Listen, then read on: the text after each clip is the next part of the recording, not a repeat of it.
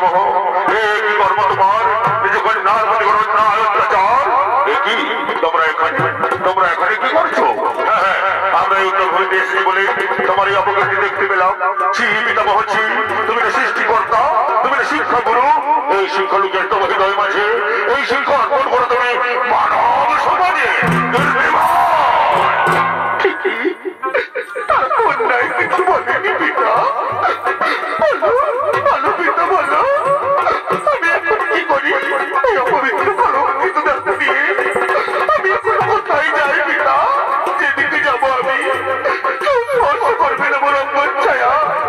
জীবন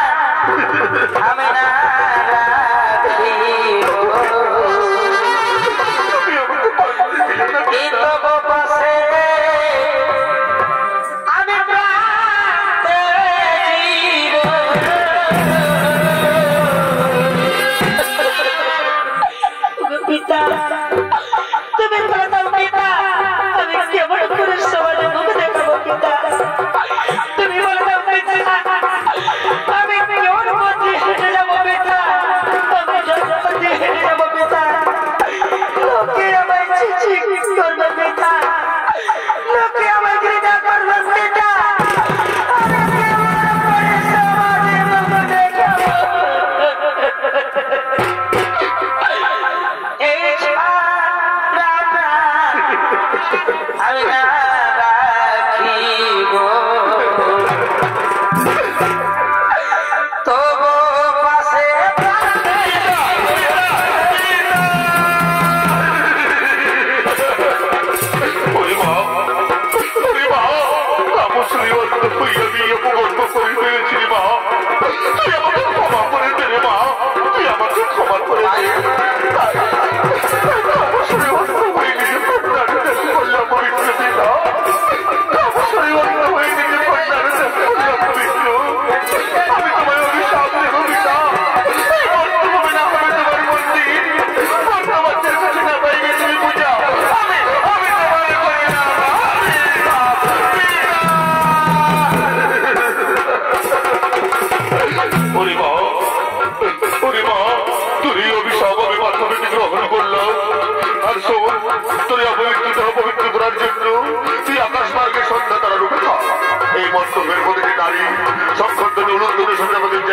দর্শন করবে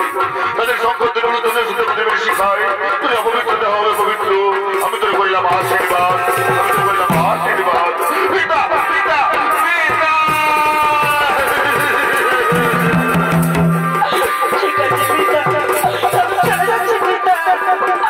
আমি কেবল করে সমাজে মতো দেখাবো পিতা আমি চলে যাচ্ছি পিতা বিদায় পিতা পিতা পিতা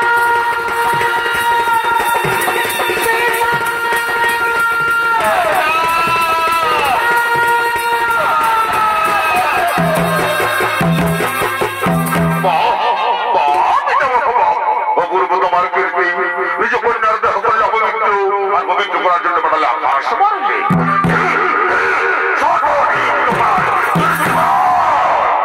কটু ব্যক্তি জর্জরিত করলে মোহর হৃদয় কটু ব্যক্তি জর্জরিত করলে মোহর হৃদয় আমি তোমাদের অভিশাপ দেবো অভিশাপ অভিশাপ অভিশাপ এবং পদক ছেড়ে বন্ধ হবে অসুর হয়ে চলে যা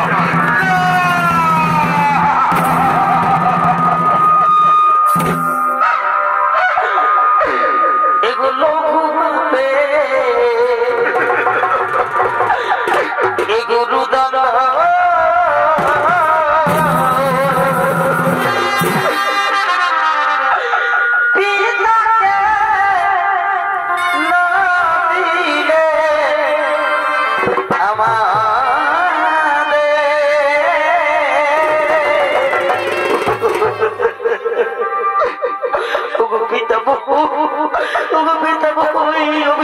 তুমি ফিরে নাও পিতামহ আমরা যে সহ্য করতে পারছি না পিতামহ এই অভিশাপ তুমি ফিরিয়ে না লোক পাবে গুরু দাদা